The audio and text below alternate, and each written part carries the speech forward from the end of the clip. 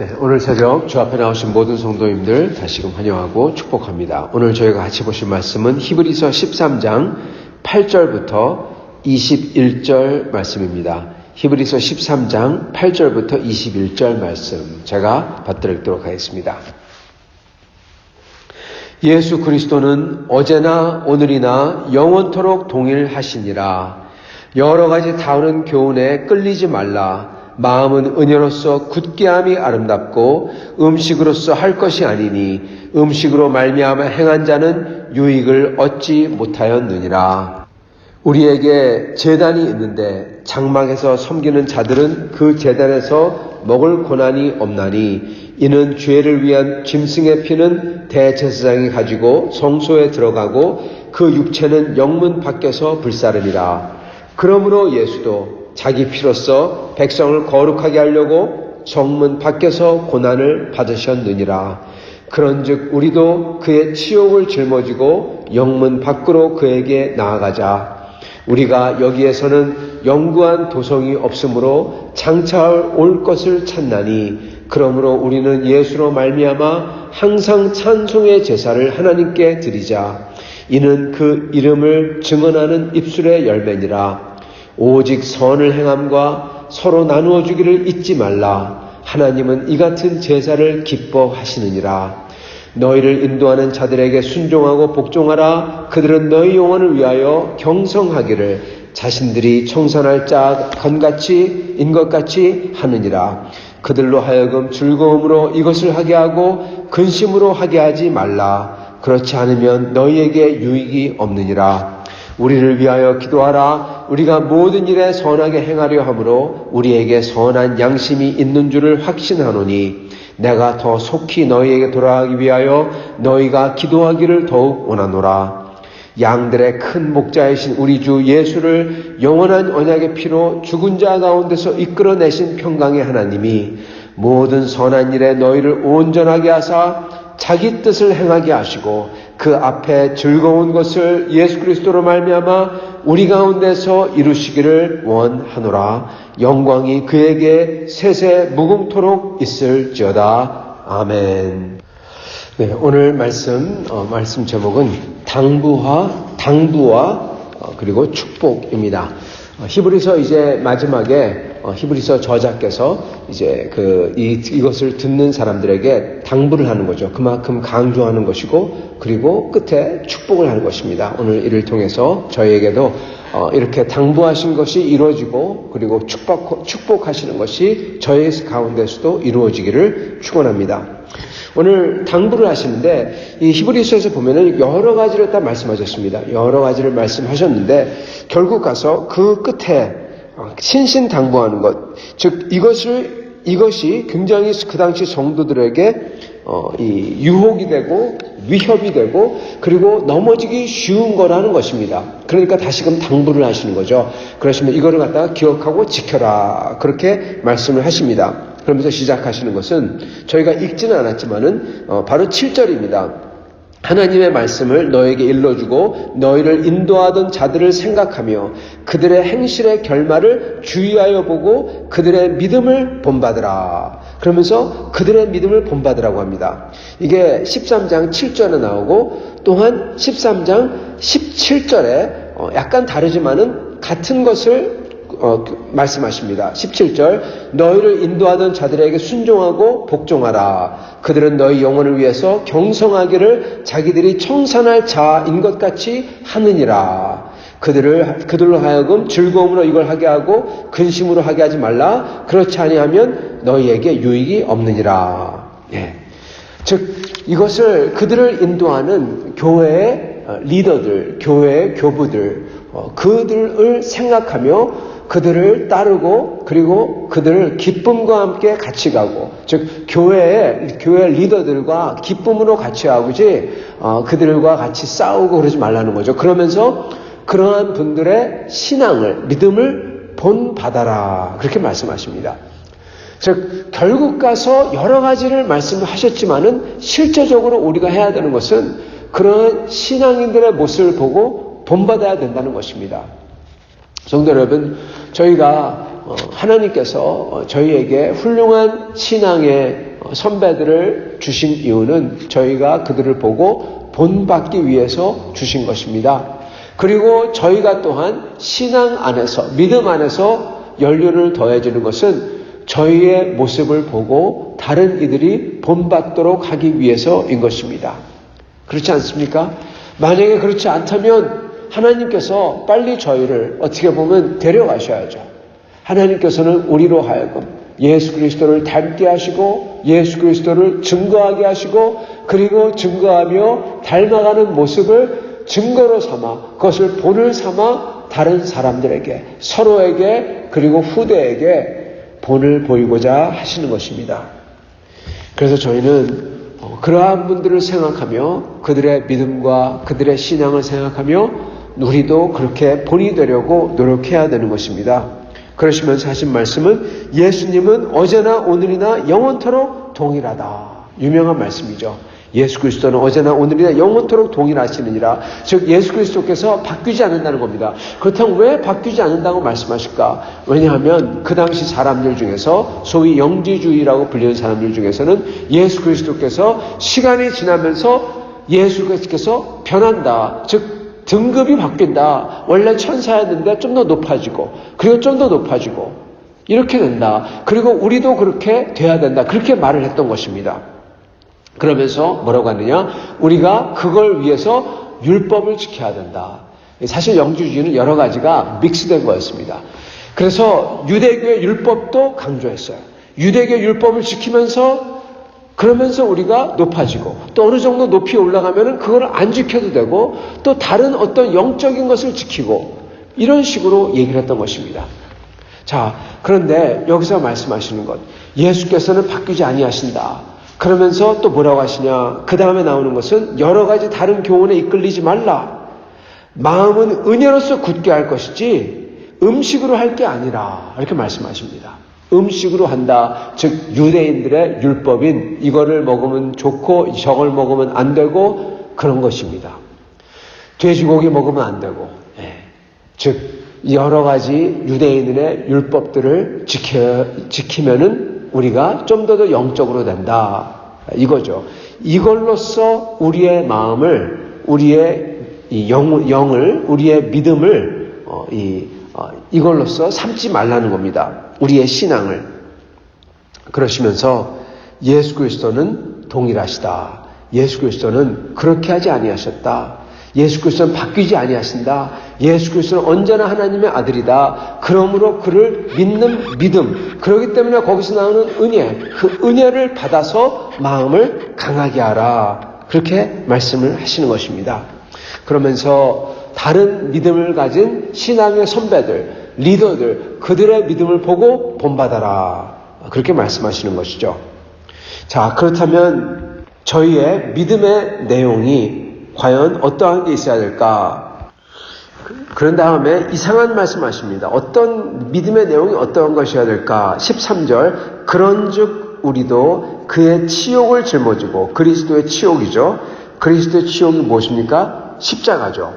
우리도 그의 치욕을 십자가를 짊어지고 영문 밖으로 그에게 나아가자. 이게 믿음의 내용이라는 겁니다. 대체 이게 무슨 뜻일까요? 13절 바로 전에 있는 12, 11, 10절을 보면은 나옵니다.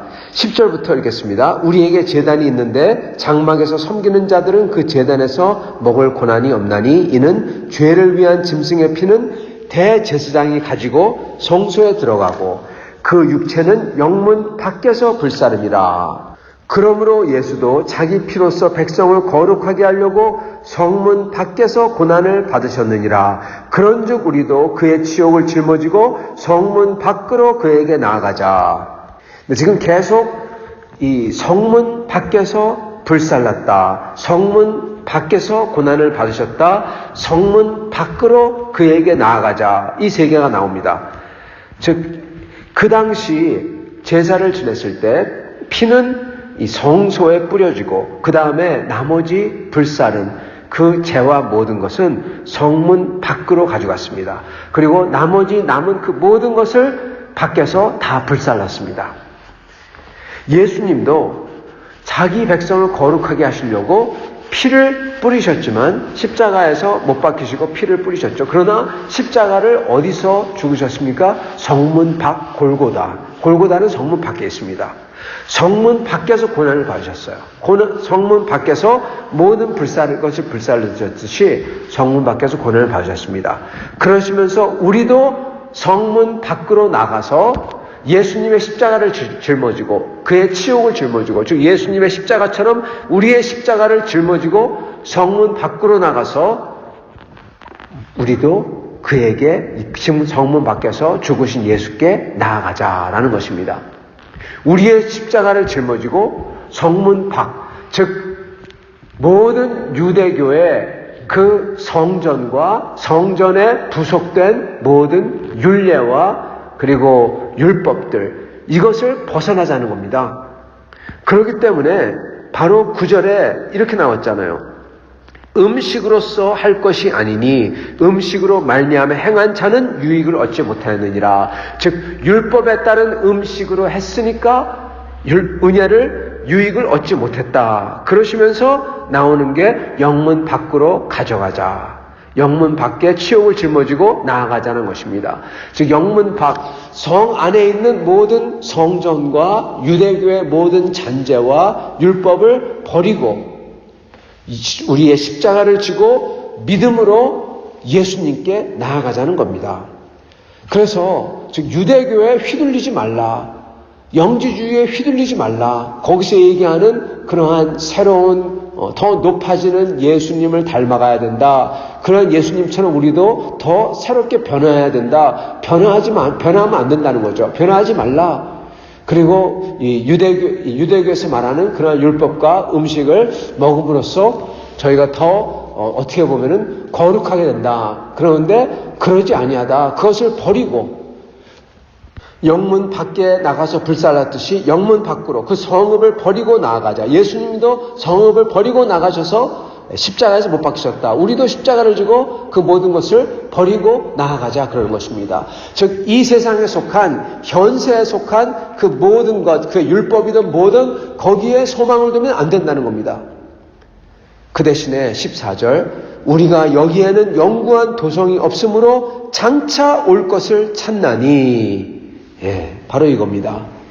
우리의 믿음의 내용은 옛날 구약에 뭘 하고 뭘 안 하고 그래서 더 거룩하게 되고 그런 게 아니라, 또는 이 세상에서 좀 더 영적으로 돼서 좀 더 높아져 가지고 다른 사람들에게 칭찬받고 그런 게 아니라, 이 세상에서는, 이 도성에서는 영구한 게 없다는 겁니다.